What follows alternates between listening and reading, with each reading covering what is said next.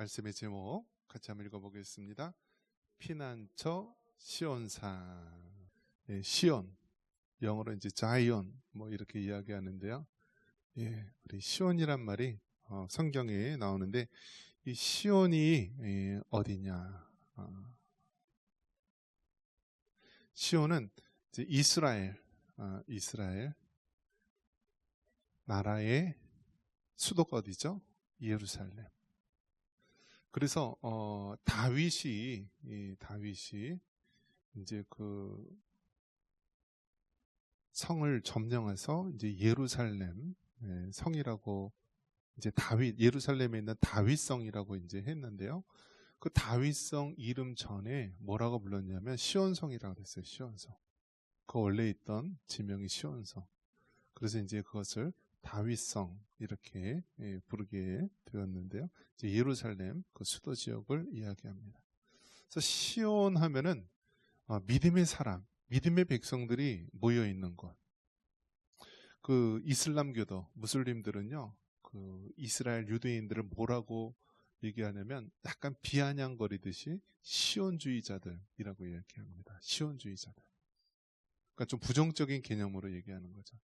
사실 그리스도인이란 말도 좀 이제 부정적인 의미로 세상 사람들의 얘기를 한 거야. 마치 예수쟁이, 예수 믿는 사람 그런 의미로 그리스도인이란 말이 처음 초대교회 때 안디옥 교회에서 그렇게 그리스도인이란 말로 불려지게 되었는데요. 이 유대인들을 시온주의자, 또 그들의 어떤 그 수도 구심점이 바로 시온이라는 말로 불려지게 됩니다. 여기서 이제 특별히 오바댜는요, 에돔의 멸망에 대해서 이야기합니다. 에돔 하면 누가 떠오르죠? 야곱의 쌍둥이 형 에서가 떠오르죠. 에서. 사람의 원수가 어디에 있죠? 자기 집안 사람이에요. 그래서 여러분 항상 누구랑 같이 살고 있죠? 원수랑 같이 살고 있는 거죠. 사람의 원수가 자기 집안 사람이라고 했는데 먼 사람하고 원수가 질 일이 없어요. 저 제주도 사는 사람, 부산에 사는 사람하고 여러분이 원수예요? 아무 상관도 없잖아요. 원수가 가까이 있는 사람. 그래서 최고 가까이 있는 사람이 자기 집안 사람. 그래서 사람의 원수가 자기 집안 사람이라고 미가서에 나와 있어요. 자, 그래서 이 부부의 관계는 뭐죠? 몇 촌이죠? 무촌. 그래서 너무나 가까워서 촌수가 없을 정도로 한 몸이 되어서 무촌이 되든지, 아니면 이제 헤어져서 남남이 되어서 그렇게 무촌이 되든지, 그런 아주 그냥 상반된 그러한 관계로 이루어질 수가 있는 것이죠. 사람의 원수가 자기 집안 사람이다라는 말처럼 이 야곱이 이제 이스라엘 나라를 이루잖아요. 야곱의 12아들이 이스라엘 12지파를 이루어서 나라를 이루는데, 야곱의 쌍둥이 형 에서가 원수예요. 원수. 그래서 보면은 이 야곱과 에서의 그 성향을 보면은요, 야곱은 어릴 때서부터 집안에만 있었어요. 그리고 피부도 아주 뽀얗고 하얘요. 그런데 에서는 어떤 사람이에요? 들의 사람. 그리고 온몸에 털복숭이처럼 아주 털이 가득 난 아주 터프가예요. 자, 어머니, 그러니까 야곱과 에서의 어머니, 또 이삭, 리브가는 야곱을 이제 좋아했고요. 또 아버지는 장남인 에서를 더 좋아했죠. 아버지 이삭이 이제 눈이 흐리고 나이가 들어서 이제 축복을 하려고 하는데 어떻게 하죠? 엄마가 이 얘기를 듣고 빨리 야곱 보고 형처럼 좀 분장을 해서 짐승을 잡아다가 아빠를 위한 요리를 해주고 내가 대신 복을 받아라. 그렇게 하면서 야곱을 뭐라 그럽니까? 그 들통나면 어떡합니까? 축복은커녕 저주받을 거 아닙니까? 그래서 그 저주는 내가 다 받을 테니까 너는 시키는 대로 해라. 그래서 어떻게 했나요? 시키는 대로 했죠. 근데 정말 어떻게 되었죠? 정말 힘들게 살았어요. 그 이후로 힘들게 살았어요. 엄마가 잘해야 돼요. 엄마가. 십계명에서도 보면은 거짓 증거 하지 말라라고 했는데, 아니 아버지가 눈이 흐리고 이제 나이가 들어서 잘 분간 못한다고 해서 그렇게 그 야곱을 분장시키지 않습니까? 짐승의 털가죽을 해서 형 에서처럼 털복숭이처럼 그렇게 해서 목소리는 야곱인데 손을 만져보니까 에서다라고 하면서 이제 축복을, 장자권 축복을 해주지 않습니까? 자, 그럼 한번 여러분 생각해 보십시오. 야곱이 그렇게 속여서 아버지 이삭에게 이 장자권의 축복을 받아서 그렇게 축복을 받습니까? 아니면 가만히 있어도 축복받습니까? 여러분 생각은 어떨 것 같아요? 우리 박나우 집사님, 가만히 있어도 축복받을까요? 야곱은 어떨 것 같아요? 그렇게 속여가지고 형 에서처럼 속여서 이렇게 한다고 축복을 받아요? 그게 아니에요. 어차피 하나님께서 태중에 내가 네 뱃속에 두 민족이 서로 싸운다. 큰 자가 작은 자를 섬길 것이다. 즉 에서가 야곱을 섬길 것이다. 하나님께서 이미 다 예정해 놓으시고 정해진 거예요. 그러면 거기에 따라서 순리에 따라서 그렇게 살면 되죠. 왜 그렇게 극성스럽게 난리를 피웁니까? 가만히 있어도 복 주실 자는 복 주시고요. 안 될 사람은 안 되는 거예요. 그게 바로 뭐예요? 하나님의 통치예요. 한번 따라해 보겠습니다. 하나님의 통치. 그러니까 하나님의 통치는요, 하나님의 주권 속에서 하나님의 뜻대로 우리가 가는 거예요. 그렇게 그냥 요란 법석을 떨면서 막 이렇게 속이면서 야곱이 에서처럼 막 털복숭이 막 이렇게 흉내 내면서 그렇게 막 속이면서 그렇게 장자권 축복 받으려고 하지 않아도 하나님께서는 받을 자에겐 받게 하신다라는 거예요. 근데 그 당시에는 야곱은 그게 몰랐어요. 어머니 리브가도 몰랐겠죠. 그래서 그 저주는 다 받는다 그랬는데 결국 그 모자는 어떻게 됐어요? 그 일 이후로요. 야, 너 형 에서가 너 죽이려고 하니까 잠깐 동안 삼촌 라반 집에 가 있어라. 어떻게 됐어요? 20년 동안 떨어져 있게 됐어요. 결국 살아생전에 봤어요? 못 봤어요? 못 봤어요. 엄마가 그 아들 못 봤어요. 그러니까 그 저주는 온전히 엄마가 받게 된 거예요. 괜히 잘못된 선택을 해서 분란만을 일으키고 잠깐 동안 가 있으라고 했던 그것이 결국 20년이라는 세월이 흐르고요. 결국 죽을 때까지 못 봤어요. 자, 그것이 이제 야곱과 에서의 이야기입니다. 그래서 참 여러분 신앙생활을 하면 할수록 이제 깨닫게 되는 것이 무엇이냐면 이 성경의 말씀, 하나님의 예정, 하나님의 작정, 하나님의 통치, 하나님의 주권에 대한 이해가 되는 거예요. 이해가 되는 거예요. 여러분이 중요한 것은 여러분이 뭔가 막 하려고 요런 법석을 떠는 것이 아니라 하나님의 뜻이 어디 있는지 먼저 묻고 듣고 순종하는 삶. 이것이 바로 순탄한 인생의 바로 지름길이에요. 그렇기 때문에 여러분, 우리는 늘 하나님 앞에 무릎 꿇고 기도하고 하나님 말씀을 좀 깨닫게 해달라고 하고 그 말씀의 뜻대로 우리가 순종하는 것이 우리가 형통의 길이고 순탄한 길이 되는 거예요. 그래서 야곱은 어떻게 돼요? 이스라엘이 되기까지 평생을 하나님께서 뺑뺑이 치면서 훈련을 하게 되잖아요. 나중에는 어디까지 훈련을 시키죠? 야곱의 야복강가에서 천수와 씨름하면서 어디까지 하죠? 야곱의 환도뼈, 이 고관절 있잖아요. 고관절을 치심으로 하잖아요. 그럼 야곱의 걸음걸이가 어땠을까요?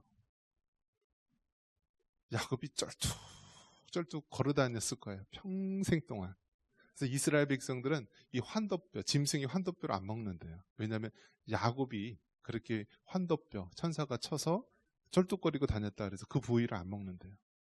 야곱은 평생 동안 쩔뚝거리면서 어떤 생각했을까요? 아, 내가 너무 교만했다. 하나님의 뜻을 따라 어릴 때서부터 젊었을 때부터 순종하며 살았으면 될 텐데 뭐 그리 팥죽 한 그릇에 형이 장자권을 빼앗는다고 산다고 난리를 치고, 그 눈먼 아버지 이삭을 속여서 형 에서라고 속여서 그렇게 장자 축복을 그냥 가르쳐서 받고, 그렇게 안 했어도 되는 건데 내 인생이 참 그렇게 하나님 뜻과 멀리해서 이렇게 고난을 받는구나. 그래서 마지막 최절정이 무엇이냐면 야복강가에서 기도했던 야곱이에요. 앞에서는 형 에서가 죽이려고 군사들을 이끌고 오는 것이고요. 야곱은 이제 두 대로 뭐 세 대로 이렇게 나누는 거예요. 한 번에 다 이렇게 침략해서 멸절될까봐 본초의 자식들, 또 후초의 자식들, 뭐 이런 식으로 해서 자기는 맨 마지막에 정말 목숨을 걸고 하나님 더 이상 희망이 없습니다. 어떻게 할까 하면서 야복강가에서 기도한 거예요. 그러면서 하나님께서 나를 축복하지 않으면 내가 당신을 보낼 수 없습니다 하면서 결국 이제 천사가 그 야곱의 고관절 환도뼈를 치게 되죠.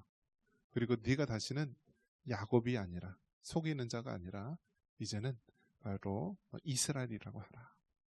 그래서 열방의 바로 아버지로서, 조상으로서 살게 되는 것이죠.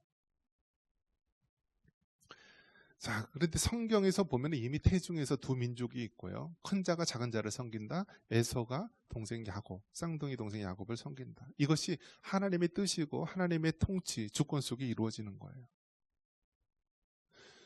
그런데 이 에서는요, 정말 못된 거예요. 죽이려고 하는 마음이 가득했던 거예요. 그리고 실제적으로 그 두 민족이 되지 않습니까? 에서는 나중에 에돔이라고 하는 나라를 세우게 되고요.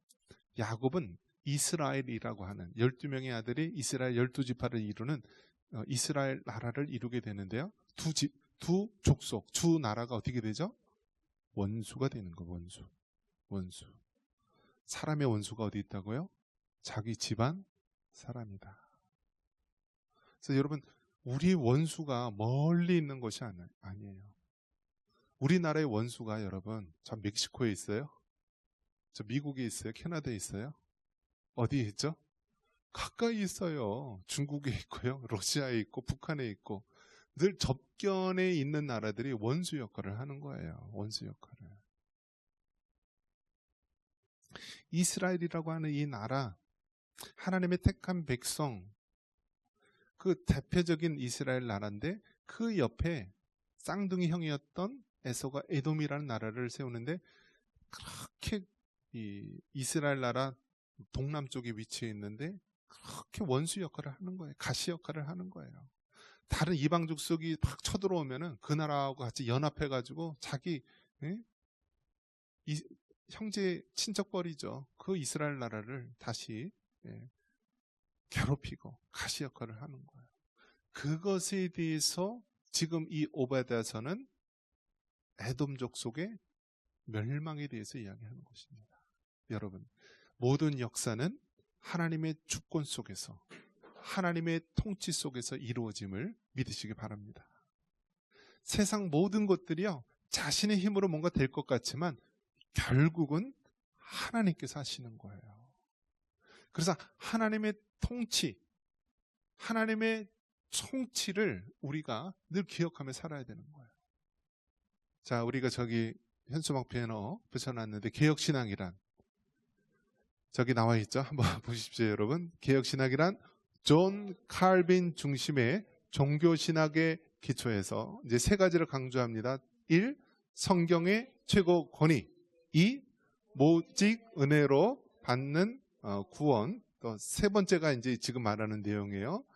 하나님의 통치와 문화 변형. 예.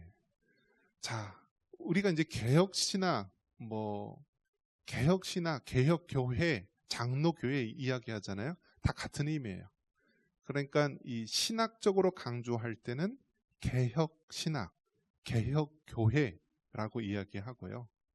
그리고 이거를 이제 이 통치행위, 정치행위로 볼 때는 장로교회라고 이야기하는 거예요. 그래서 장로교회가 개혁교회고 이 프로테스탄트 교회를 얘기하는 거예요. 그런데 이 개혁교회, 개혁신학이란 무엇이냐? 바로 존 칼빈 중심의 종교개혁 신학을 중심으로 하는 것인데 세 가지를 특별히 강조한다. 성경의 최고 권위, 오직 은혜로 얻는 구원, 하나님의 통치와 문화 변형, 이 세 가지를 강조한다라는 거예요. 여러분, 이 세상 돌아가는 거 보면은요, 얼마나 이 세속의 물결, 인본주의 물결 강한지 모릅니다. 그러니까 이 보수는 어떤 의미냐면 사람이 수백 년, 수천 년 동안 살아왔는데 그 가치, 중요한 가치, 우리가 지금까지 지녀왔던 이 가치를 소중히 여기면서 이렇게 지켜오자라는 것이 보수주의고요. 이 보수주의는 특별히 이 성경적인 그러한 가치를 중요시한다. 가정의 가치를 중요시한다라는 특징이 있어요. 그래서 미국의 우리가 전쟁 때, 독립운동 때 그들이 종교의 자유를 위해서 영국의 식민지, 카톨릭의 억압으로부터 벗어나서 그렇게 신앙의 자유를 외쳤죠. 그래서 보수의 가치는 이 성경적인 그러한 가치를 중요시해요. 가족의 가치를 중요시해요. 반면에 이 보수가 아닌 이 좌파의 특성은 바로 프랑스의 독립혁명을 기초로 해요. 프랑스의 독립혁명은 무엇이죠? 자유, 평등, 박애, 이 세 가지를 하는데 철저한 인본주의, 사람 중심이에요. 그러니까 성경과는 좀 반대적인 개념이에요. 반대적인 개념. 그래서 여러분, 프랑스는요, 그 밑바탕에 보면은 카톨릭이 이렇게 자리 잡고 있고 철저하게 어떤 그 인본주의, 휴머니즘, 사람 중심의 가치예요. 이것이 바로 어떤 오늘날 이 좌파의 어떤 그 사상의 중심에 있어요. 그렇기 때문에 여러분, 우리가 초대교회 때서부터 중세시대의 모든 가치의 개념이 성경을 기본으로 한 보수, 우파의 그러한 사상이 있었는데, 이제 종교개혁과 또 르네상스 이러한 중세 이후에는 프랑스를 중심으로 한 그러한 사람 중심, 인본주의 중심의 이 사상이 태어난 거예요. 그러면서 이제 교회를 공격하고요, 기독교의 모든 사상에 대해서 공격하는 게 된 거예요. 그래서 이제는 어느 순간까지 왔냐면요, 동성애라든지 이런 것들이 다 결국은 이 인본주의 이러한 사상에 오게 된 거예요. 프랑스를 중심으로 한 그러한 그 혁명, 프랑스 혁명을 중심으로 한 사람 중심 인본주의에서 다 발생을 하게 된 거예요. 공산주의가 무엇이에요? 공산주의의 기본 사상이 무엇이냐면 유물론에서 나온 거예요. 유물론은 뭐예요? 모든 것은 물질로 이루어져 있다라는 거예요. 그래서 유물론은요, 이 신의 존재를 인정하지 않아요. 하나님을 인정하지 않아요. 사람의 영혼을 인정하지 않아요. 모든 것을 물질적인 것으로만 보는 것이 바로 유물론 사상이에요. 그렇기 때문에 공산주의는요, 그 기본 사상이 유물론으로 이루어졌기 때문에 가장 싫어하는 것이 뭐예요? 기독교예요. 기독교. 교회를 싫어하는 거예요. 그래서 여러분, 일제시대 때 일본에 의해서 죽은 사람보다요, 바로 6.25 전쟁 때 공산주의자에 의해서 죽은 사람이 더 많았어요. 우리 기독교 교인들이요. 요즘 교회가 뭐 이렇게 정치적으로 이야기를 많이 하냐라고 하는데요, 우리가 이 세상에 잘못된 길로 갔을 때 외칠 수 있는 것이 교회예요. 왜냐? 바로 성경적인 가치관으로 이 세상을 바르게 이끌어가야 될 책임이 있기 때문인 것입니다. 오베다에서 결국 하나님께서 말씀하는 것이 무엇이냐면 하나님께서 통치하신다. 하나님께서 다스리신다. 이 에돔이라고 하는 족속이 그렇게 이스라엘 옆에서 그렇게 나쁜 짓을 하고 이방 족속이 침략할 때 그들과 같이 협력해서 자기 동족인 자기 친척벌 되는 이스라엘을 그렇게 괴롭혔는데 결국 하나님 주권대로 그 나라를 멸망시키신다라는 거예요.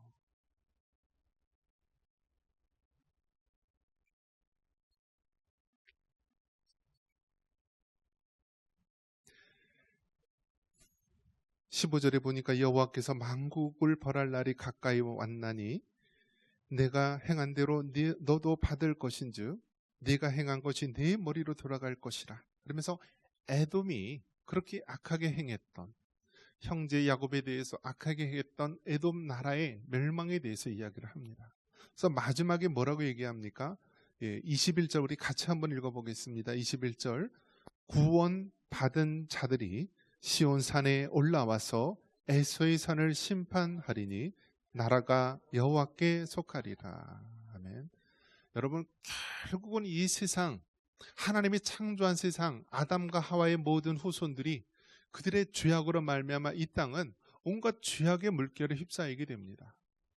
오늘날 공산주의 유물론 사상이나 아니면 이 좌편향의 어떤 그러한 인본주의 모든 사상들, 동성애를 지지하고 하나님이 창조하신 이 가정을 무너뜨리고 하는 모든 이 세상의 악한 사조들, 그 모든 것들이 하나님의 주권 속에서 하나님께서 심판하신다는 것입니다.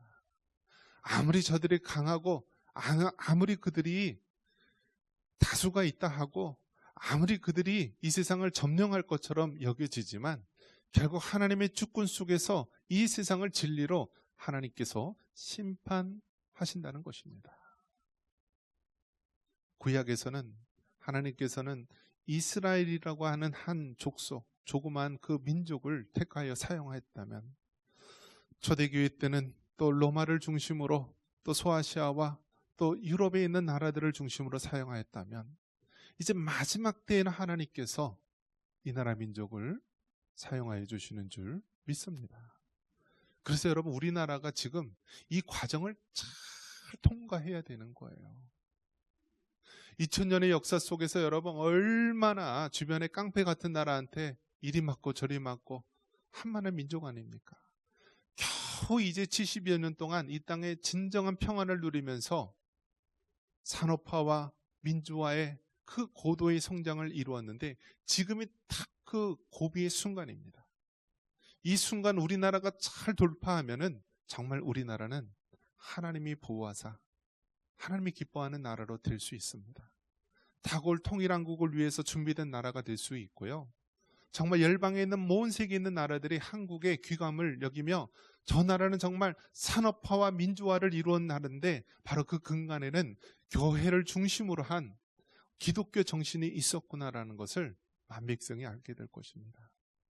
그러나 우리가 정말 이 고비를 잘 넘기지 못한다면 우리는 역사 속에서 또 가난하고 비극적이고 비참한 역사를 반복하는 나라로 될 것입니다. 여러분, 이를 위해서 여러분 기도해야 합니다. 하나님께서 지금 만지고 계신 것이고요. 하나님께서 지금 뭔가 일을 하시려고 지금 뭔가 준비 작업을 하고 있는 거예요. 이럴 때 정말 믿는 그리스도인들, 이 땅에 있는 교회들, 하나님의 백성들이요, 하나님 앞에 기도하고 하나님 어떻게 해야 됩니까? 하나님 이 나라 민족을 위해서 어떻게 합니까? 저 북녘에 있는 2,500만의 영혼들 위해서 어떻게 합니까? 지금 정말 공산주의, 또 중공, 그 공산주의자들, 북한 공산주의자들, 이제는 정말 컴퓨터 해킹을 통하여서 또 이 땅에 있는 정말 그 많은 사람들을 통하여서 우리나라의 선거 시스템을 파괴하려 들고 그들이 전체주의, 독재주의로 이끌어 가려고 하는데 어떻게 합니까? 우리 믿는 사람들이요, 끼어 있어야 되고요. 다시 한번 하나님 말씀으로 무장해서 이 세상이 잘못된 방향으로 가는 것을 우리가 저지하고 다시 바로 세워나가야 합니다. 그것이 바로 이 나라가 살 길이고 우리의 차세대들, 우리의 다음 세대들이 정말 살기 좋은 나라로 만들어가야 될 것입니다. 여러분, 이제 교육도 다 무너졌어요. 그래서 이제 공교육에서요, 공교육이 얼마나 무너졌냐면요, 자녀들에게 너는 남자야 라고 가르치기가 어려워졌어요. 어느 날 자녀가 와서 남자인데 나 이제부터 여자 할래요. 그래서 부모가 넌 남자인데 왜 여자니 하면서 이 자녀를 혼내거나 그러면은요, 이제는 양육권도 뺏어가는 그런 시대가 되는 거예요. 지금요. 이제는 아버지 어머니란 개념도 사라지고 가정에 남자 둘만 살고 자녀는 이방에서 키운대요. 이제는 강단에서는 목사도요, 이제 목사 사모가 여자가 아니라 남자가 될 수 있어요. 가정이 파괴되고 성경적인 가치관이 무너지고요. 이제는 선거 시스템마저도 악한 무리들이 컴퓨터 해킹과 그런 카르텔을 형성해서 온갖 나쁜 짓을 해가면서요. 중국의 속국으로 만들려고 하고 전체주의 독재주의자로 만들려고 하는 시도가 있지 않습니까? 이러한 때 참으로 우리가 믿는 그리스도인들이 깨어 있어서요. 이 나라가 정말 하나님이 보호하사 하나님이 기뻐하는 나라 세우게 하여 주옵소서. 우리나라 초대 대통령 왜 하나님께서 이승만 대통령 그 장로님을 세웠을까? 이승만 대통령이 5년 7개월 동안 한성 감옥에서 한 것이요. 목에 착고를 메고 5년 동안 성경 말씀만 봤어요. 우리나라가 살 길은 단 하나, 미국처럼 기독교 중심의 나라, 자유민주주의 국가, 이런 나라가 되는 것이 우리 민족이 살 길이다 생각하고 그렇게 우리나라를 1948년 세우지 않았습니까? 우리 믿는 그리스도인들 더욱더 깨우쳐 기도하시고 특별히 또 다가올 3.1절에 우리 전국에 있는 많은 기독교인들이요. Save Again, 이 나라를 한국을 구하소서라는 그러한 또 우리 기독교 단체들이요. 나라를 위해서 기도하고 또 많이 모입니다. 여러분 직접 가지 못할지라도 더 많이 기도해 주시고 이 나라가 올바른 길로 갈 수 있도록 그렇게 힘써 주시기 바랍니다.